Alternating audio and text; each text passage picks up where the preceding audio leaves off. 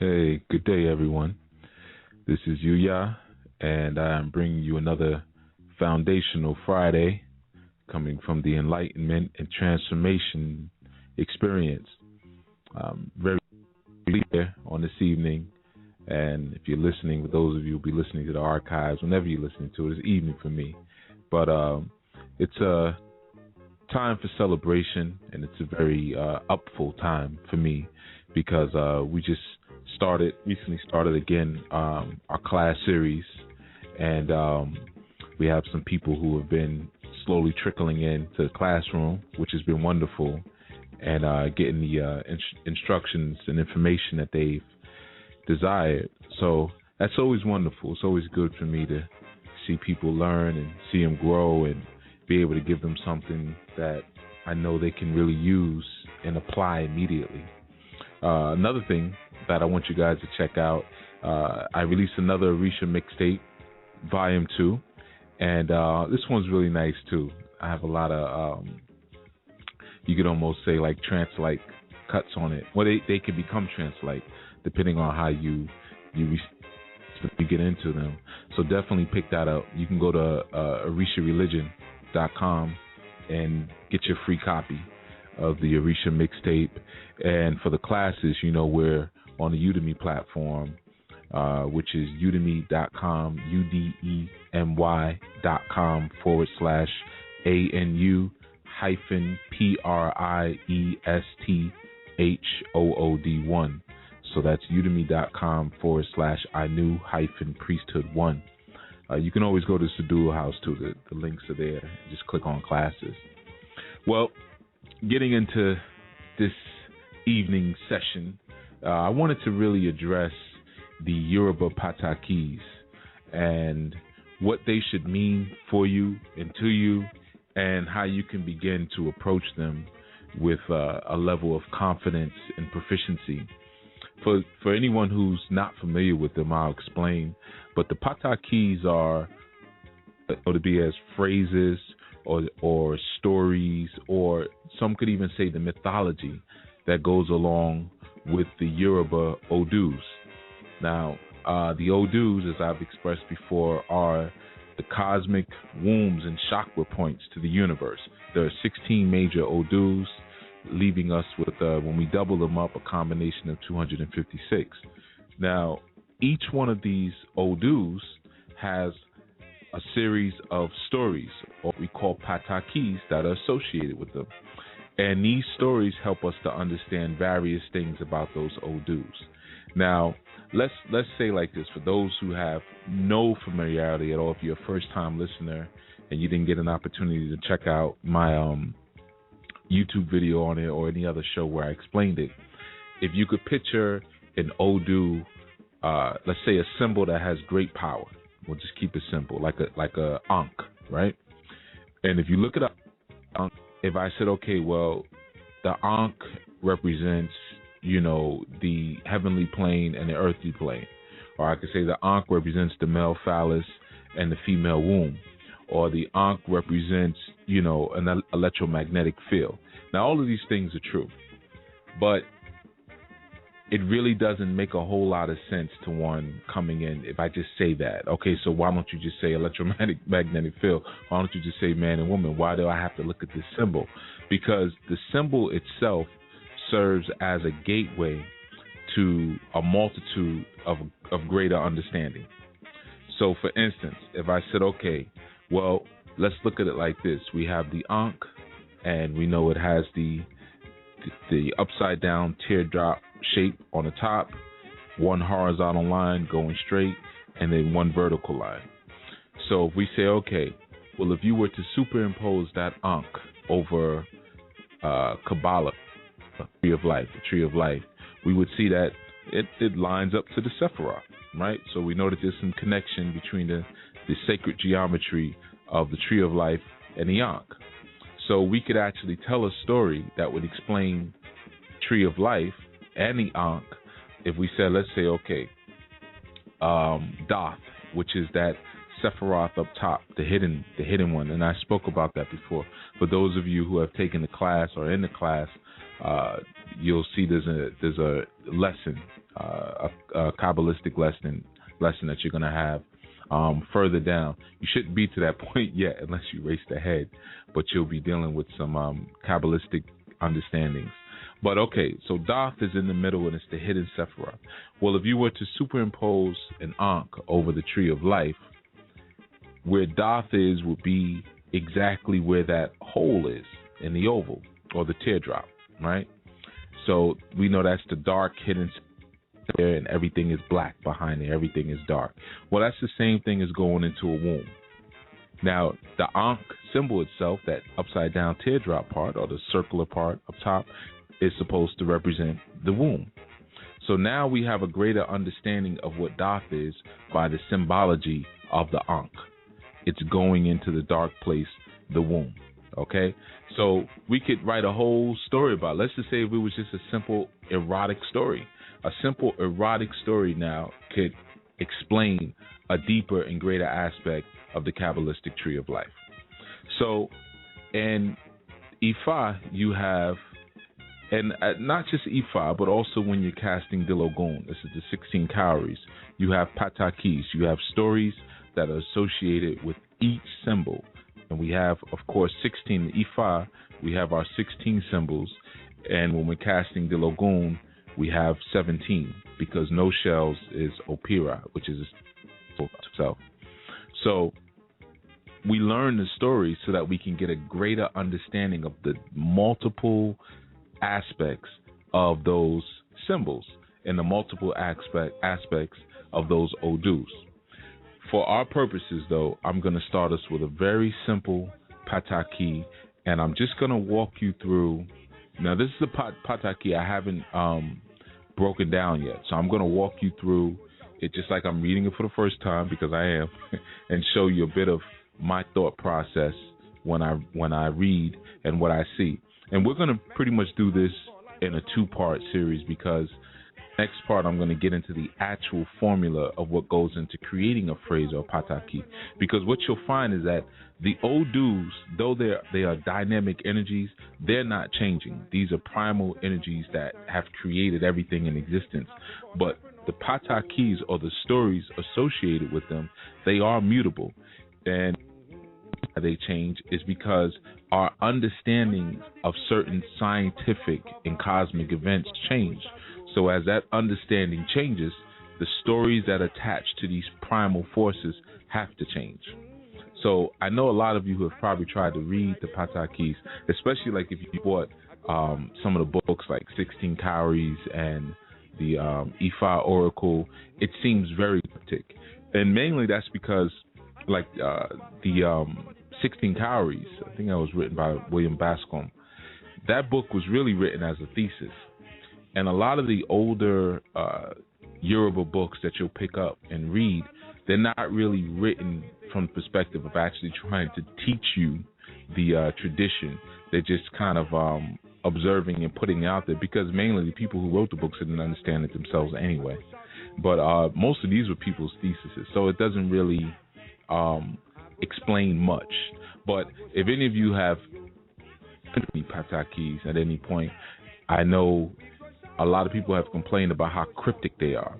And there's a couple of reasons for that. One is because they're meant to be decoded, because there's multiple layers of information within each one. But aside from that, we live in a different time now. So if I'm speaking about certain animals or certain herbs or certain events, it really doesn't hold the same meaning. That's why it's okay to update the Patakis if you have an understanding of the formula of Patakis, as well as understanding of the Odu that Pataki is associated with. Patakis change. And even when you pick up these books, a book that deals with Ifa, all you're reading is somebody's interpretation of what they thought the symbol or the Odu represented. That's what you're reading, someone's interpretation. So does that mean that you can have your own interpretation? It certainly does. So, but that's not something you just jump into. You have to understand and get some education on the actual format and the intention of these stories, because Odus are not to be played with. I'm very relaxed with a lot of things, but when you're dealing with the sacred Odu, it's like dealing with fire and water. They're not your enemies, and they don't have bad intention to destroy you, but water can drown you and fire can burn you. Though, like Fela says, water get no enemy. They're not really your enemy. It's just the nature of the enemy. Well, the same thing goes for the Odus. These are powerful primal forces. They're alive, organic forces. And if we were to just try to project ourselves or dive into the forces themselves, it would most likely be too overwhelming. We'd lose our minds. So we have the stories to explain the force to us. Similar to how you have Olodumare and you have the Orisha to explain the angles of Olodumare. Right? So the one I'm going to be dealing with is a very short story, and it's called The Boa Constrictor. And I'm going to read it from start to finish for you. Then I'm going to go back and explain. And if anyone has any questions, by the way, the call-in number is 347-945-7680. 347-945-7680. Okay, so let's get started. Ogun Funmi-Ni-Ire, the famous hunter, lived to such a great age that he was no longer able to go into the forest and chase the deer and the leopard. Life had no pleasure for him than hunting, so he went to a magician and asked for some charm that would enable him to continue his occupation. The magician gave Ogun Funmi-Ni 2 pots, each containing a charm. He dipped his head into the first pot and at once was transformed into a boa constrictor, in which he entered the forest and hunted to his heart's content. At night he returned and dipped his head into the second pot, and so he became a man again. This went on for a long time without the knowledge of the old hunter's family, but when at last they chanced to discover the secret, they were filled with horror, and his son in a rage kicked at the pots and overturned them both. Ogun Funmi-Ni-Ire was at that moment hunting in the forest, and when he returned to his house and found the magic pots overturned and empty, he was filled with dismay, for he had no means of regaining his human form. For some days, the boa constrictor glided about near the house, seeking for a few drops of the charm, but in vain, and at last he disappeared into the forest and was never seen of again by his family. Okay, so here we go in our interpretations. Now I'm going to start simple, and I'm going to show you the first thing you want to look at when you're reading a Pataki. Because always the first line, I'm not going to say the first line is the most important, but the first line of Pataki sets the tone for everything. And you could spend your night just studying that first line. Okay, so we have Ogun Funmi-Ni-Ire, the famous hunter, lived to such a great age that he was no longer able to go into the forest and chase the deer and the leopard. That was our first line. Ogun Funmi-Ni-Ire. You know it's an Ogun, and they told us because it's a famous hunter. But Ogun Funmi-Ni means Ogun, give me Ire. Ire, as you know from reading the Grasping the Root of Divine Power, my book, means fortune. So Ogun Funmi-Ni-Ire, we're talking about the aspect of Ogun that holds and contributes and bestows fortune, okay, and prosperity. So now we have a tone. We're told that he was at such a great age. So this is an older, matured aspect of Ogun. So this is an Ogun that has matured, okay? And he's no longer able to go into the forest and chase the deer and the leopard.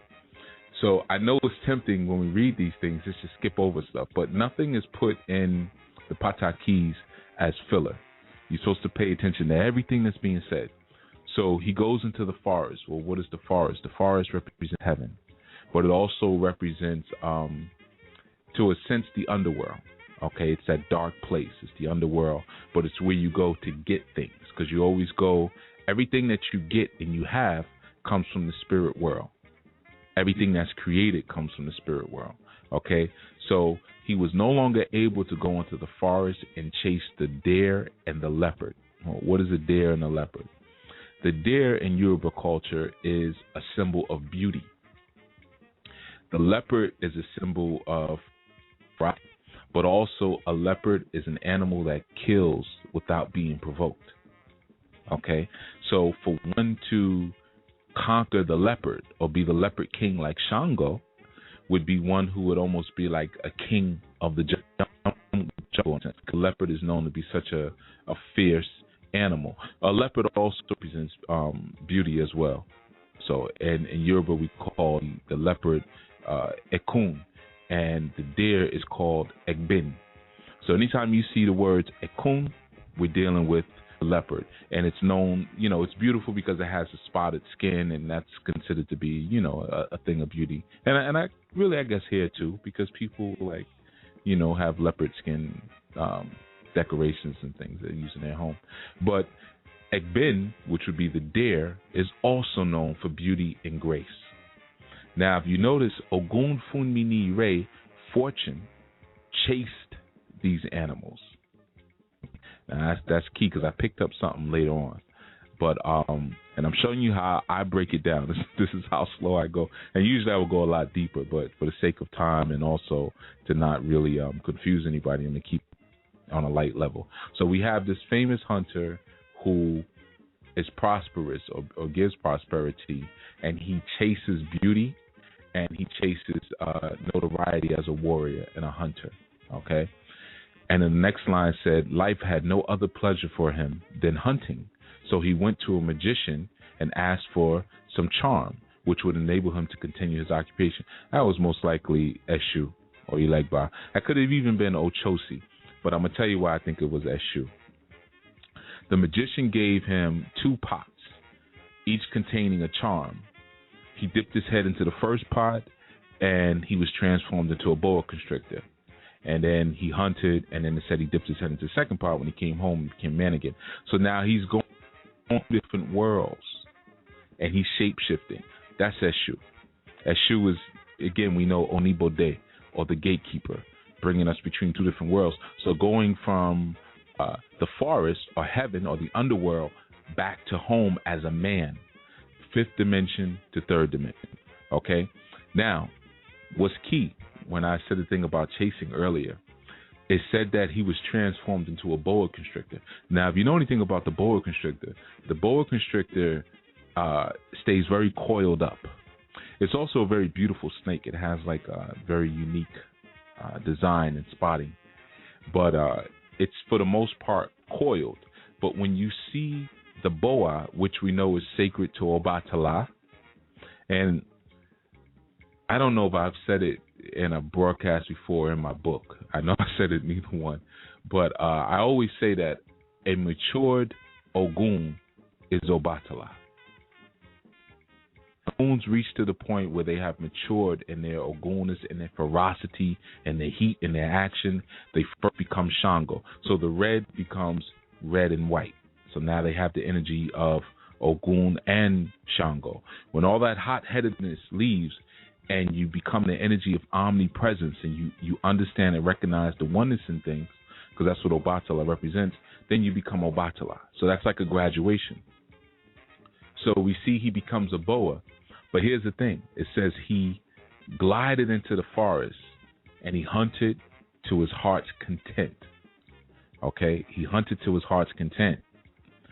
So what's the key with that? Well, if you're a boa and you're uncoiled and you're gliding and you're moving, you have now elongated yourself. This is not only a symbol of the phallus, but this is a symbol of one extending their full creative abilities.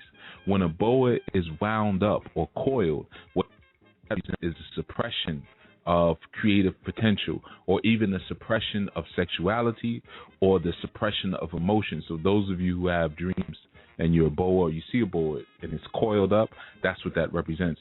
When it's extended, that means now it's creating, just like a phallus. Okay. It says it went on for a long time without the knowledge of his family, and they discovered his son, and a rage kicked at the pots and turned them over. Here's the key. Now, remember when we first started, it said that this was a famous hunter who lived to a great age, right? So when he became the boa, his posture changed. he became lower. And you know a snake also represents wisdom. And also, the boa snake does not chase. When he was a hunter, when he was young or whatever, he chased what he wanted. When he became the boa or batala, now a snake is wise. It schemes on it. This is a different thing. This is something that comes with age and wisdom. That's one of the reasons why the snail is sacred to Obatala, because the snail moves very slowly. It has its coil, which represents inertia. It also represents the movement of energy and a couple other things, but we're going to keep it simple. So it's moving slowly now. That's a sign of maturity. Okay, so when it became the snake, it's not chasing anymore. So what this represents to me, let's say this came up in a reading, this sounds like someone who doesn't want to act their age. This sounds like someone who's matured to a certain age in life, but they want to still run with the young bucks. They still want to be a warrior and chase the streets or whatever. We're just going to liken it to something, or just do things that are not in alignment with their age class. And their age class now dictates that their posture has to change, and their creativity is not going to occur maybe even on a physical, sexual level. That's where we get the dare. He chased the dare. Now the creativity occurs on a spiritual level. That's why he becomes the boa now. He's not chasing anymore. So the hunter had to learn to change his stance from warrior to spiritual warrior, or physical warrior to spiritual warrior, or to elder. When his son kicked over the pots in rage, what I'm seeing is that this was taking the place as the new alpha male. Okay? And the father had to assume his rightful position as the youth claimed his old position by kicking those pots over. Now he can't even transform back into a man again. Now he stays at that spiritual place. Now that also means death, but also wisdom in death. The ability now in dying to do the things that you used to do before, but at a higher and greater level. So keep in mind too, the boa constrictor is like the largest snake, and it crushes whatever it catches. It wraps itself around it and becomes whatever it catches. It becomes that thing's total reality and crushes it. Okay, so him not chasing the leopard or chasing the deer, and remember again, the deer is in Yoruba is synonymous with a very strong person or someone who's even daring, who's like a daredevil. So he was a wild child. He was a live wire, and he was giving these two pots, which we know are odus or wombs, right? And those transformed him. Now it said that when his family found out, the son kicked over the pot, and for some days he stayed around the house seeking for a few drops of the charm. Well, this is called the Bardo period. This is when people die and their spirit still hangs around the body for at least 3 days before it transitions, because they're not really aware that no, this is you have to play. So even though he was a snake, he was looking for a few drops of the charm, hoping still maybe I can still have some of this old life back. But like it said, he went into the forest eventually, was seen by his family again, because he had to move on to the next step in life. So the way I would interpret this is somebody who was holding on to a stage in life where they've crystallized themselves. I'm a warrior, I'm a fighter, I'm a hunter, I'm this. I was something back in my day. Well, that's over with now, Pops. Now you got to do something else, or you have to understand that this next stage in life for you is going to be a stage of total creation. You're not just chasing anything anymore. You don't have to. Now as the boa, you are the creative force. You are pure creative energy. So that's one way to look at the Patakis. And again, I want to give you that basic example. I want you guys to find some Patakis and interpret them for yourself. But using that same formula, look at the first line and break down that's being given to you. That tells you everything. So now when we know that this means that Ogun bestows fortune, we now can understand how is it that we get fortune in this world? Through creativity. Fortune doesn't come through chasing. It's like the delta. In order to have things, basically don't do things. Whatever you want, do not chase after it, because it will always be elusive. always be chasing. Even with that, say, I want this, I want it. Because then the universe responds and says, okay, we'll create a reality where you want money. You'll always want it if you always say, I want it, as opposed to saying, it's mine, and I'm here to receive it. That's how the boa acts. The boa knows I'm the king. I'm the biggest and baddest. I can crush anything I put my hands on. I just have to sit and wait for it, and then I just will pounce on you. Real simple. All right, so we're going to definitely do a part 2 on this one. But in the meantime, I definitely want you guys to check out the course, check out the new mixtape, Swing by Sadulu House, and sign for the classes. They're going really well, and there's a sale up until Black Friday, which I don't even remember what Black Friday is. I'm sorry, everybody. I don't know if it's today or next Friday. I think it's next Friday, the 23rd. The classes are severely discounted, over 60%, 60 to 50%. So now is the time to get in on the classes. For those of you who got in before the discount, don't worry, I'm going to take care of you on phase 2. Now, when we get to phase 2 and phase 3, we're going to be dealing with these dudes real heavy, as well as the Patakis and how you actually get them out. You're going to use the same exact science when you're decoding any, look at the names, look at the face, the settings, things like that. That's whether it's a movie, whether it's a song, whatever it is, you have to start learning how to really get your decoding skills up, because it's really important, whatever we're doing spiritually, because there's tools going on all around your day. We're going to learn when you get to that lesson, the elements of ritual in phase 1. For those of you who did not race ahead, but we're going to part 2 on this one. And I said, definitely check out the works. Go over to Sadulu House and contact me if you need anything. We'll be doing live sessions on the class soon. Now Udemy is having some issues with their live session or live class servers.